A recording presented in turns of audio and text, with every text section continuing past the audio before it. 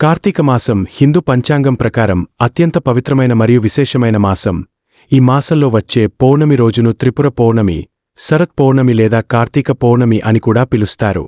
ఈ పవిత్రమైన రోజు శివుడు మరియు విష్ణువు ఇద్దరికీ ఎంతో ప్రియమైనదిగా శాస్త్రాలు పేర్కొంటాయి. ఈ పవిత్రమైన దినానికి సంబంధించిన అనేక అద్భుతమైన కథలు పురాణాలలో వర్ణించబడ్డాయి. వాటిలో ముఖ్యమైన కథలను ఇప్పుడు తెలుసుకుందాం. మొదటి కథ. ఒకప్పుడు కైలాస పర్వతంపై పార్వతీదేవి తన భర్త పరమేశ్వరుని పక్కనే కూర్చుని ఉన్నారు. ఆ సమయంలో దేవతలు, మహర్షులు శివుని దర్శించడానికి వచ్చారు. వారు అందరూ పరమశివుని స్తుతిస్తూ నమస్కరించారు. కాని ఎవరూ పార్వతీదేవిని చూడలేదు, ఆమెకు నమస్కరించలేదు. ఇది చూసిన పార్వతీ దేవికి చాలా బాధ కలిగింది. ఆమె పరమేశ్వరునితో ఇలా అడిగింది: ప్రభూ, నేను మీ పక్కనే కూర్చుని ఉన్నాను, కాని ఎవరు నన్ను గౌరవించడం లేదు. అందరూ మీకే పూజలు చేస్తున్నారు. నన్ను పట్టించుకోకపోవడానికి కారణం ఏమిటి? అప్పుడు శివుడు చిరునవ్వుతో ఇలా అన్నారు: దేవి, వారు నన్ను మరియు నిన్ను వేరుగా చూడడం లేదు. ఈ మాటలు విన్న తరువాత పార్వతీదేవికి ఒక కోరిక కలిగింది.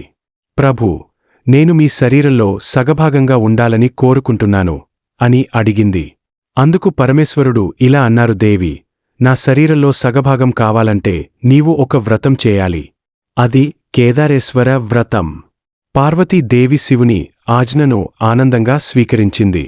కార్తీక మాసంలో పూర్తి ఆత్మశుద్ధితో తపస్సు ప్రారంభించింది. ప్రతిరోజూ తెల్లవారుజామున లేచి పవిత్రమైన నదిలో స్నానం చేసి శివుని ధ్యానించేది. ఆహారం తీసుకోకుండా నీళ్లు మాత్రమే తాగుతూ ఉపవాసం చేసింది. పగలు రాత్రి తేడా లేకుండా శివుని భక్తితో ధ్యానంలో లీనమై ఉండేది. ఇలా కార్తీక మాసం మొత్తం తపస్సు చేసిన తరువాత కార్తీక పౌర్ణమి రోజు పార్వతీదేవి ఎంతో భక్తితో శివలింగానికి అభిషేకం చేసింది.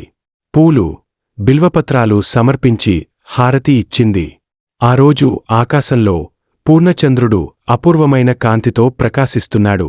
పార్వతీదేవి యొక్క గాయమైన భక్తి, తపస్సు చూసి పరమేశ్వరుడు ఎంతో సంతోషించాడు. వెంటనే ఆమెకు ప్రత్యక్షమై ఇలా అన్నాడు: దేవి, నీ తపస్సుకు నేను మెచ్చాను. నీ కోరిక నెరవేరింది. ఇక నుండి నీవు నా అర్ధాంగినివి. ఆ క్షణం నుండి శివుడు అర్ధనారీశ్వర రూపంలో ప్రసిద్ధి చెందాడు.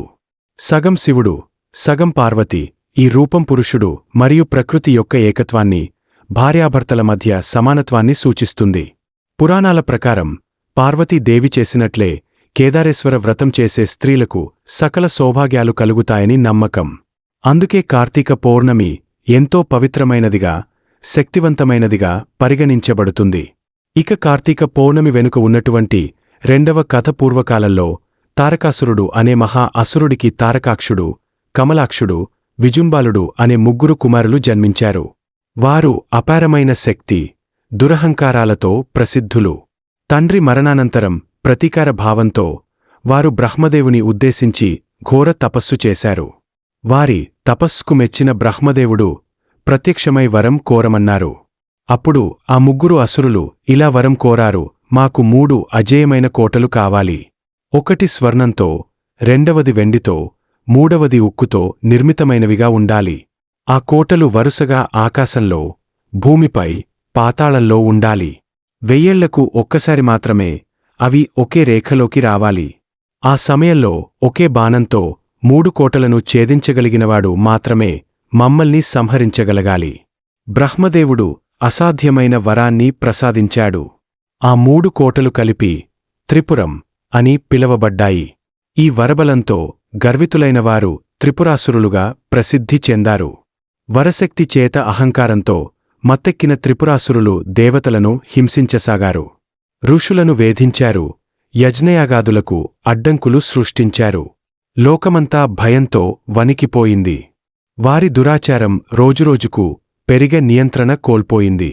దేవతలందరూ చివరికి కైలాసానికి చేరుకుని పరమశివుని శరణు కోరారు. త్రిపురాసురుల పీడను మేము ఇక భరించలేకపోతున్నాం. వారిని సంహరించగల శక్తి నీకే ఉంది అని విన్నవించారు. కరుణాసాగరుడైన శివుడు దేవతల ప్రార్థనను అంగీకరించాడు. త్రిపురం ఒకే రేఖలోకి వచ్చే పవిత్రమైన కార్తీక పౌర్ణమి రోజు కోసం వేచి ఉన్నాడు. ఎన్నో యుగాల తరువాత ఆ మహత్తరమైన రోజు సమీపించింది. శివుడు తన దివ్యమైన రథాన్ని సిద్ధం చేసుకున్నాడు. భూమినే రథంగా, సూర్యుడు చంద్రుడిని రథచక్రాలుగా, 4 వేదాలను గుర్రాలుగా, బ్రహ్మదేవుని సారథిగా నియమించాడు. మేరు పర్వతాన్ని ధనుస్సుగా, విష్ణుమూర్తిని బాణంగా చేసుకున్నాడు.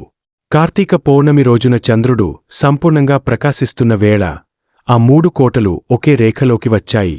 అదే క్షణంలో పరమశివుడు తన దివ్యధనుస్సును ఎక్కుపెట్టి ఒక్క బాణాన్ని విడిచాడు.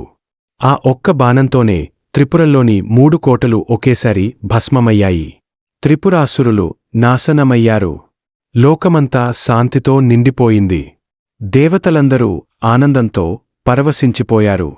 ఆ రోజు నుండి పరమశివుడు త్రిపురాంతకుడుగా కీర్తించబడ్డాడు.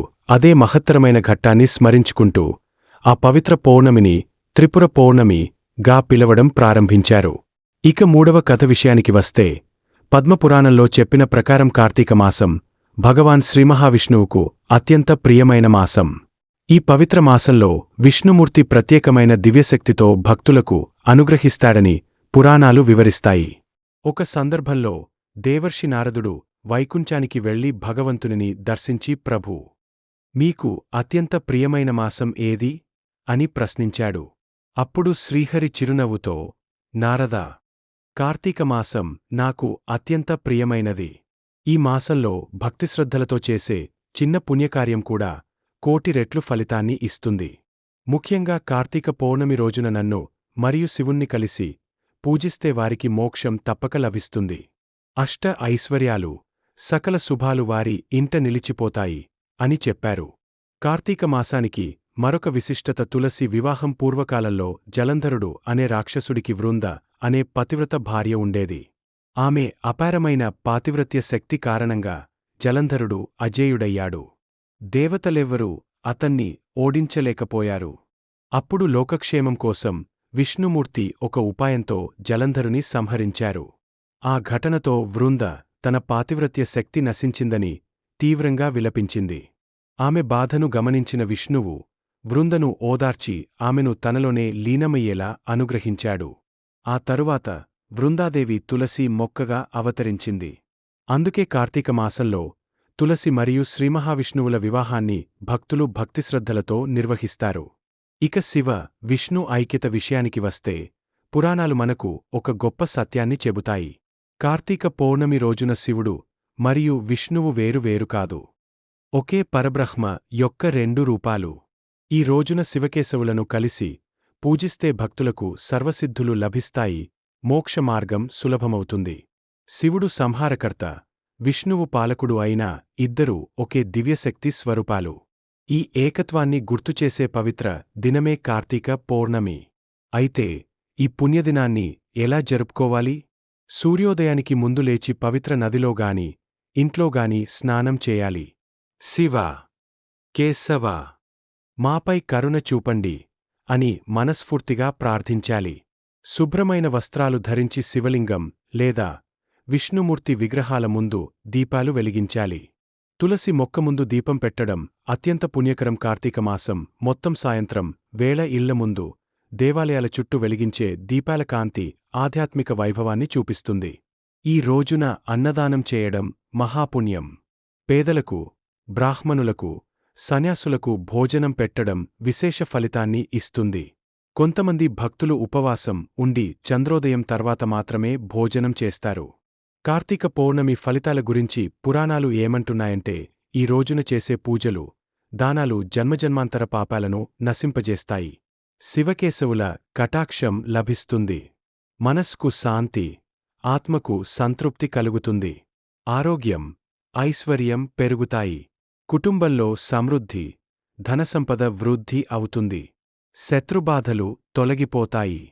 పురాణవాక్కు ప్రకారం కార్తీక పౌర్ణమి రోజున భక్తితో శివకేశవులను పూజించినవారు తిరిగి జన్మించాల్సిన అవసరం ఉండదు. వారికి ఇహపరలోక సుఖాలు లభిస్తాయి. కార్తీక పౌర్ణమి కేవలం ఒక పండుగ మాత్రమే కాదు, దివ్యశక్తులతో అనుసంధానం అయ్యే ఒక మహోత్సవం. పార్వతీదేవి తపస్సు, శివుని త్రిపురాసుర సంహారం, విష్ణువు మహిమ, ఈ 3 కథలు మనకు ఇచ్చే సందేశం ఒక్కటే: భక్తి, శ్రద్ధ, నిష్ఠతో దైవాన్ని ఆరాధిస్తే అసాధ్యం అనే మాట ఉండదు. ఈ పవిత్ర దినాన దీపాలు వెలిగించి, దేవతలను పూజించి, దానధర్మాలు చేసి, జ్ఞానాన్ని పంచుకుంటే మన జీవితం దివ్యకాంతితో వెలిగిపోతుంది. కార్తీక పౌర్ణమి అందరికీ శుభమంగళాలు కలుగజేయాలని కోరుకుంటూ ఈ కథను విన్న ప్రతి ఒక్కరికీ అష్ట ఐశ్వర్యాలు, సకల శుభాలు సిద్ధించాలని ప్రార్థిస్తూ మీకు, మీ కుటుంబ సభ్యులందరికీ కార్తీక పౌర్ణమి శుభాకాంక్షలు. ఈ వీడియో మీకు ఉపయోగపడితే తప్పకుండా ఒక లైక్ చేయండి.